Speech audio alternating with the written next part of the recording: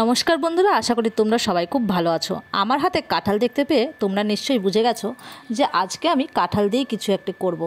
তো হ্যাঁ, আজকে আমি করব কাঁঠালের বড়া। তো প্রথমে আমি এখানে কাঁঠালের অনেকগুলো কুয়ো নিয়েছি, আর কাঁঠালের কুয়োগুলোর ভেতর থেকে যে বীজটা থাকে আর বীজের পাশে যে একটা মোটা একটা অংশ থাকে, সেগুলোকে আমি ভালো করে বেছে নেব। আর প্রত্যেকটি আমি বেছে বেছে রাখছি মিক্সচারের মধ্যে। আর দেখো, আমার প্রত্যেকটি কাঁঠালের কুয়ো থেকে বীজগুলো ছাড়ানো হয়ে গেছে। আর আমি এখন এটা মিক্সিতে দিয়ে ভালো করে পেস্ট করে নেব। দেখো, আমার ভালো করে পেস্ট করা হয়ে গেছে।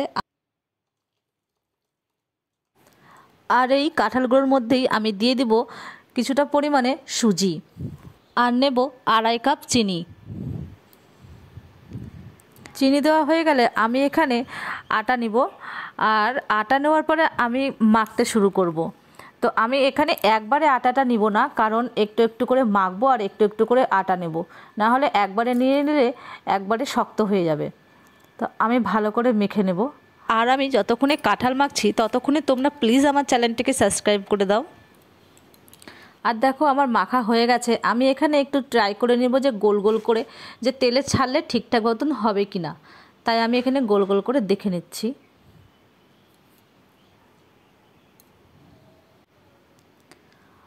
আর আমার দেখো এখানে আটা দিয়ে ভালো করে মাখা হয়ে গেছে, আর আমি এটা মোটামুটি 1 ঘন্টার মধ্যে থালা চাপা দিয়ে রেখে দিব। আর আমি ফিরে এলাম 1 ঘন্টা পরে। 1 ঘন্টা পরে এসে আমি উনানে কড়াই বসিয়ে দিয়ে গ্যাসটাকে জ্বালিয়ে দিলাম।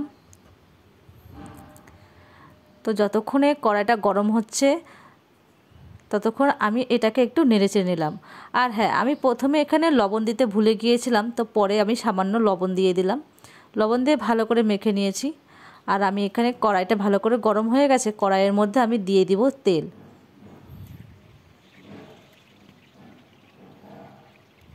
আর ভালো করে তেলটা গরম হয়ে গেলে আমি এখানে কাঁঠাল মাখাটা ছোট ছোট গোল গোল করে দিয়ে দিব।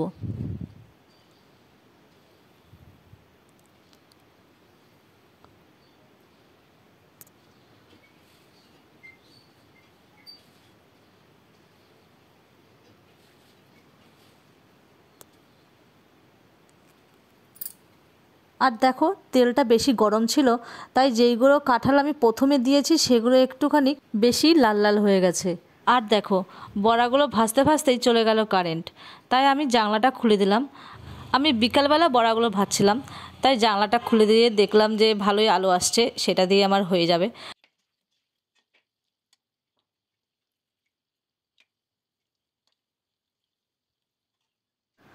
তো দেখো, এইখানে আমার বড়াগুলো ভাজা হয়ে গেছে। যেগুলো আমি প্রথমে দিয়েছিলাম সেগুলো আমি তুলে নিলাম।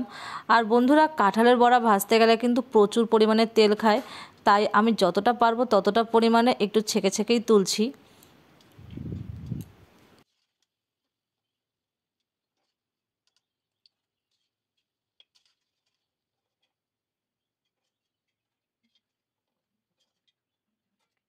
তো দেখো, প্রথমে তো ভাজা হয়ে গেল। আরও যেগুলো কাঁঠাল মাখা আছে আমি সেগুলোকেও এক এক করে ভেজে নেব। আর কি বন্ধুরা, একদিক দিয়ে কাঁঠাল ভাজছি তো আর একদিক দিয়ে শেষ হয়ে যাচ্ছে। শেষ হয়ে যাচ্ছে বলতে, একদিক দিয়ে আমার ছেলে আর তার বাবা দুজনেই বলছে তাড়াতাড়ি দাও তাড়াতাড়ি দাও। তো বন্ধুরা, এগুলো কিন্তু মুখরোচক খাবার, খেতে কিন্তু সবারই ভালো লাগে। তো দেখো বন্ধুরা, তোমাদের সাথে গল্প করতে করতে আমার কাঁঠালের বড়াগুলো সব ভাজা হয়ে গেছে, কিছুটা বাকি আছে। আর আমার যেগুলো ভাজা হয়ে গেছে সেগুলো আমি একটি বড় টিফিন বাটিতে ঢাকনা চাপা দিয়ে রেখে দিয়েছি। আর আমার এই চ্যানেলটি যদি ভালো লেগে থাকে তবে তোমরা প্লিজ লাইক, কমেন্ট, শেয়ার আর একটি সাবস্ক্রাইব করতে ভুলো না। বাই, দেখা হবে পরের ভিডিওতে।